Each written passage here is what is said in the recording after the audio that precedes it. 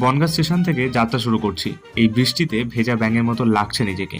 ব্যাঙের ছাতাটাকে জানলায় ঝুলিয়ে প্রেমে ছ্যাঁকা খেয়ে ব্যাকা হয়ে যাওয়া কাকার দিকে তাকাতে না তাকাতেই সামনে বেগমের চিন্তায় ঘুমন্ত শাহজাহানের সাথে দেখা।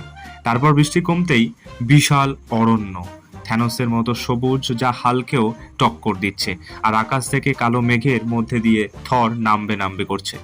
কৃষ্ণনগর পৌঁছতে না পৌঁছতেই রয়্যাল বেঙ্গল টাইগার নিয়ে যাত্রা শুরু করা মালগাড়ি আটকায় আমাদের পথ। সবাই দাঁড়িয়ে বাঘ খোঁজার চেষ্টা করি। অবশেষে বাঘ দেখতে না পেয়ে মনের দুঃখে বনে যাওয়ার জন্য টোটো ধরি। চারিদিকে মাঠ, মাঝে লাইন, তার উপরে চারাগাছ দেখে টোটোর মালিক টম ক্রুজকে জিজ্ঞাসা করি এগুলোর মানে কি। এই লাইন ঠিক হয়েছে বটে, তিনি বলেন রুট নেই, ট্রেনও নাকি নেই। তো অবশেষে অনেকটা পথ পেরিয়ে টাইটানিক 5-এর টিকিট 3 টাকা দিয়ে মায়াপুর যাওয়ার জন্য কিনেই তাতে উঠে পড়লাম। সাথে মামাকে বললাম একটু ক্যামেরা ধরতে।